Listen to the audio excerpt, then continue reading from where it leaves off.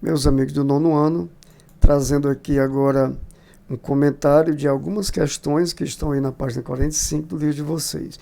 Eu acredito que depois dessa primeira parte que teve as informações referentes aos assuntos que nós estamos usando aqui, vai facilitar o entendimento dessa atividade. Então, primeiro, a informação fala da distância que tem entre esse exoplaneta, o GJ 1214b, e a Terra. Eles estão a distância de 40 anos-luz, e pede que você escreva essa distância em quilômetros. Então, a primeira coisa a fazer aqui é você descobrir o que a luz vai percorrer em 40 anos-luz, sabendo que um ano-luz é aproximadamente 9,5 vezes 10 elevado a 15 metros. Então, primeira coisa que a gente vai fazer para descobrir essa distância, que eu vou chamar aqui de D, vai ser a multiplicação de 40 vezes esse valor, 9,5 vezes 10 elevado a 15. Então, a primeira parte aqui é multiplicar essas medidas, ou seja, vai ficar 9,5 multiplicado por 40. Aqui nessa multiplicação, você tem 380, né? Ou seja, 4 vezes 5, 20 vai 2, 4 vezes 9, 36, e 2, 38. Então, você tem aqui essa distância, ela vai ficar 380 vezes 10 elevado a 15, aqui no caso metro, né? Então, aqui a distância que a luz vai percorrer é em 40 anos, mas a questão pede que você escreva essa distância em quilômetros. Então, a gente vai converter, a gente vai transformar essa medida para quilômetro. Ou seja, a gente vai sair de metro para quilômetro, a gente vai sair de uma unidade menor para uma unidade maior. Então, nesse caso, a gente vai fazer uma multiplicação desse número por 10 elevado a menos 3. Então, essa distância em quilômetro, fazendo essa conversão, vai ficar, a distância, né, desse exoplaneta vai ficar 380 vezes 10 elevado a 15, vai ser multiplicado por 10 elevado a menos 3. Então, aqui vai ficar a distância igual a 380 vezes 10.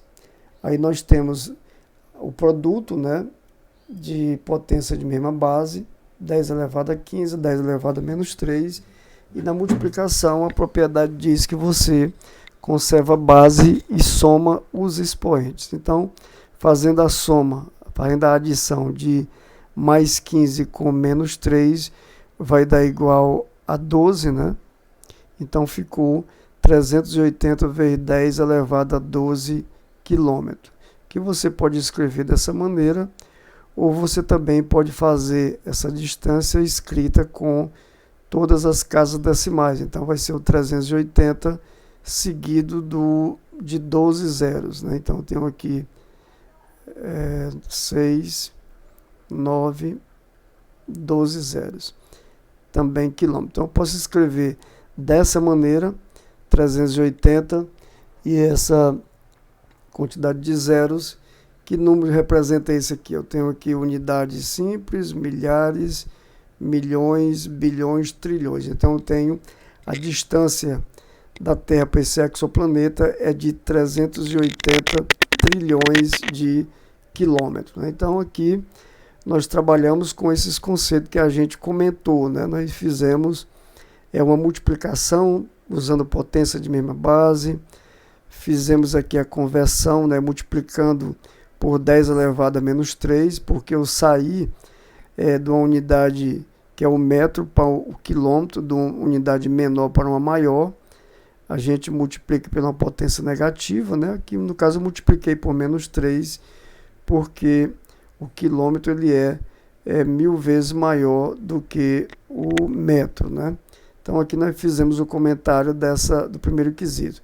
No segundo quesito, tem uma informação de que no átomo de hidrogênio de Bohr, o elétron anda ao redor de um próton central em uma órbita circular com aproximadamente 0,05 nm de raio. Qual é a medida desse raio em metro? Então imagine aqui que você tem aqui um elétron girando ao redor de um próton e tem esse raio, né? Esse raio, a medida dele, ela corresponde a 0,05 nm. Lembrando que nm é o nanômetro, né? Ele é o nanômetro.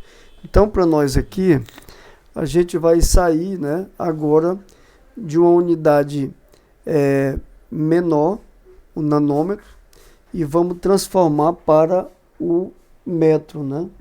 Então, ou seja, vamos recordar aqui um pouquinho, fazendo aqui uma pequena ilustração para melhorar o entendimento. Nós temos aqui, numa sequência, nós temos o metro, aí depois nós temos o mili, que é 1000 vezes menor do que o metro. Depois do mili, nós vamos encontrar aqui o micron. Depois do mili vem o micro. E depois do micro nós temos o nano, né, que é o nanômetro. O nano, que é o nanômetro. Então a gente vai sair, nós vamos transformar esse 0,05 nanômetro em metro, né? Ou seja, a gente vai sair de uma unidade menor para uma unidade maior. É o que nós fizemos aqui quando transformamos metro para quilômetro, né? Lembrando aqui que o mili é 1000 vezes menor do que o metro, o micro é 1000 vezes menor do que o mili e o nanômetro é 1000 vezes menor do que o micro, né? Então, nessa transformação aqui, a gente vai pegar esse 0,05 e vamos multiplicar ele por 10 elevado a menos 9. Por que 10 elevado a menos 9? Porque a gente vai fazer multiplicações sucessivas por 10 elevado a menos 3, 10 elevado a menos 3 e 10 elevado a menos 3. Ambos, ou seja, quando eu multiplico por 10 elevado a menos 3, eu chego no micron. 10 elevado a menos 3 no mili. 10 elevado a menos 3 eu chego aqui no metro. Então, essa multiplicação, ela fica dessa maneira. Ou seja, eu posso escrever, dizer que esse raio é igual a 0,05 vezes 10 elevado a menos 9 metro. Mas eu posso escrever também usando aqui a notação científica, né? Usando notação científica, a gente vai escrever esse número. Como é que ele vai ficar aqui? Nós temos este 0,05. Usando notação científica, essa vírgula vai ter que se deslocar para a direita, né? Vai ter que se deslocar para a direita 2 casas. Então vai ficar 5 vezes 10 elevado a menos 2, que vai ser multiplicado por 10 elevado a menos 9. Aqui nessa multiplicação, esse raio vai ter medida igual a 5 vezes, aí o 10 elevado a 2 somado com 10 elevado a menos 2 multiplicado por 10 elevado a menos 9, você vai conservar a base e somar os expoentes, né? Então, menos 2 somado com menos 9 igual a menos 11. Então, aqui o raio aqui dessa circunferência que esse elétron faz ao redor desse próton no átomo de hidrogênio de Bohr vai ser igual a 5 vezes 10 elevado a menos 11 metro, né? Tá certo? E o terceiro quesito traz aqui também umas informações que tem no texto, né? Quantos megabytes um disco de vídeo pode guardar? Então a pergunta aqui, quantos megabytes um disco de vídeo pode guardar? Então a informação que nós temos no texto está dizendo que um disco de vidro ele pode guardar 360 terabytes. 360 terabytes. Então, a pergunta é, quantas megabytes ele pode guardar? Ou seja, a gente vai sair, vamos transformar de uma unidade maior, que é o terabyte, para o megabyte. Então, para ilustrar também aqui o entendimento da gente, vamos imaginar aqui que você tem na sequência, e observando aquela tabela, o terabyte seria aqui o primeiro, né? Você tem o terabyte. Aí você tem uma unidade menor do que o tera. A primeira é o giga. E depois, menor do que o giga, vem o mega.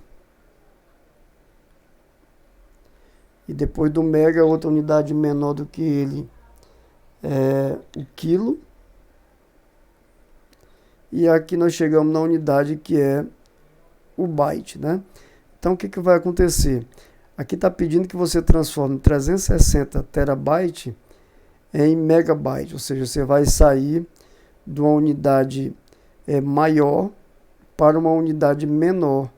Então, você vai fazer uma multiplicação por 10 elevado a 3, outra multiplicação por 10 elevado a 3, ou seja, você tem que multiplicar esse valor 360 terabyte vezes 10 elevado a 6. E aí você transforma dessa maneira esse número que está aí em megabyte. Mas a gente pode escrever também esse número usando a notação científica, né? Usando a notação científica, esse número ele vai ser escrito dessa maneira. Ó. Você tem 360, você vai escrever ele 3,6 vezes 10 elevado a 2. Ó.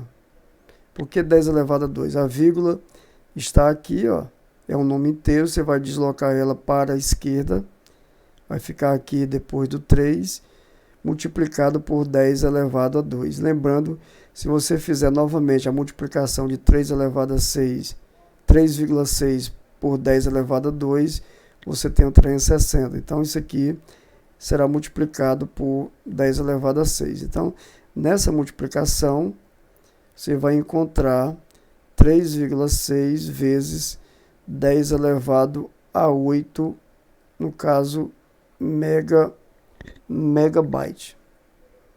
Então, a nossa resposta a gente vai encontrar aqui 3,6 vezes 10 elevado a 8 megabyte.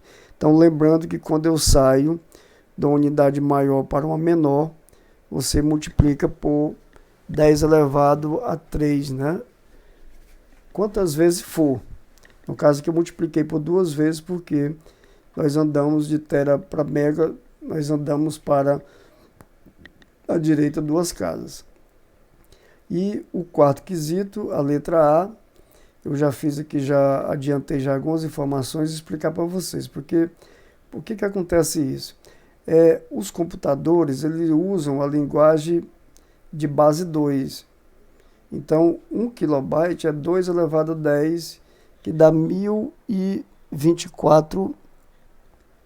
A multiplicação 2 elevado a 10, esse produto, é a base 2 multiplicado 10 vezes. Então, você tem 2 vezes 2, 4, 8, 16, 32, 64, 64 vezes 2, 128, 128 vezes 128 dá 256, vezes 2, 512, 502 vezes 2, 1024. Então, 2 elevado a 10 é transformado você só fala que é 1000, né? Ou seja, é transformado de 2 elevado a 10 para 10 elevado a 3. Só que o 2 elevado a 10 é 1024 e o 10 elevado a 3 é 1000. Então, observe que tem uma perca de 24, né? E a pergunta que se faz aí, nesse arredondamento, tem um erro. Então, pergunta, qual é o erro, né? Qual é o erro em percentual? Então, para descobrir esse erro em percentual, você considera o seguinte, é 1000, eu estou chamando aqui de 100%, e essa perca aqui, ó, que fica de 1024 para 1000, eu quero descobrir o seu percentual. Então, eu tenho 24, se eu tenho 1000 é 100%, 24 vai ser quantos por cento, né? Então, aqui eu estou usando a linguagem das proporções, a linguagem da regra de 3, como a gente chama, né? E aqui a gente vai multiplicar x vezes 1000 dividido. Isso aqui vai ficar assim, ó, x vezes 1000 igual a 24 vezes 100. Então, eu tenho aqui, já estou escrevendo x é igual a 24 vezes 100 dividido por 1000, né? Nessa divisão aqui, nessa multiplicação, 24 vezes 100 dá 2.400, que será dividido por 1000, você vai encontrar 2,4, no caso aqui 2,4%, né? É a perca que você tem nesse arredondamento de transformar 2 elevado a 10 para 10 elevado a 3. E a letra B, também já adiantei aqui essas continhas, para facilitar o entendimento da gente, que pergunta qual é a perca que vai ter se você arredondar 2 elevado a 80 para 10 elevado a 24.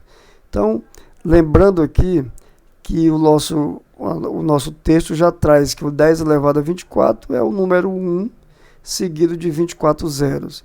E o 2 elevado a 80, eu estou escrevendo dessa maneira para simplificar e usando a propriedade das potências. Ó. Se eu fizer de volta 2 elevado a 10 vezes 8, eu tenho 2 elevado a 10 vezes 8 igual a 80. Então, esse valor, 2 elevado a 10, nós já calculamos aqui em cima, ó, ele é 1024. Então, 1024 elevado a 8 é 1024 multiplicado por ele mesmo 8 vezes. Essa multiplicação, eu estou trazendo aqui para baixo, 2 elevado a 80, é esse número aqui, ó, um número gigantesco, né? Se eu for chamar ele aqui na linguagem da leitura mesmo, vai ser unidade simples, milhares, milhões, bilhões, trilhões, quartilhões, quintilhões, sextilhões, é um número gigantesco, é difícil até de fazer a leitura, né?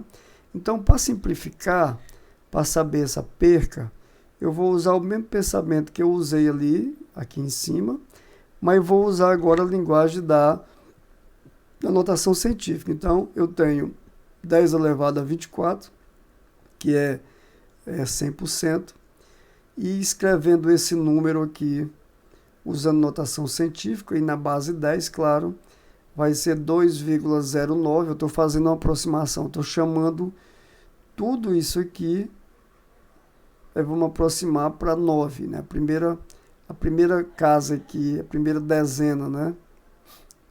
10º centésimo, a primeira casa dos centésimos, né? Então fica 2,09 vezes 10 elevado a 23. 10 elevado a 23 porque eu estou transformando todos esses números que estão aqui, ó. Eu estou deslocando a vírgula e colocando ela aqui nesse lugar. Então, eu estou multiplicando por 10 elevado a 23 e a nossa pergunta fica aqui. Então, usando também a propriedade das proporções, x vezes 10 elevado a 24 e 2,09 vezes 10 elevado a 23 multiplicado por 100, que é o 10 elevado a 2. Então, nessa multiplicação, eu tenho esse valor, 2,09, 10 elevado a 23 vezes 10 elevado a 2 dá 10 elevado a 25, dividido por 10 elevado a 24. Então, nessa divisão aqui, ó, 10 elevado a 24, eu vou dividir por 10 elevado a 25, dividido por 10 elevado a 24. Então aqui vai ficar 10, né? 24 por 24 dá 1, fica só o 10 elevado a 1. E esse número, 2,09 vezes 10, vai ficar igual a 20,9, que representa para nós o percentual, a perca que vai ter nesse arredondamento de 2 elevado a 80 para 10 elevado a 24. Então aqui, com esse comentário, eu espero ter melhorado o entendimento dessas questões e vocês possam ver o vídeo, né, rever novamente para que haja o entendimento de todas elas. Fica aqui à disposição de vocês e peço que vocês encarem esse estudo com aquela vontade de aprender.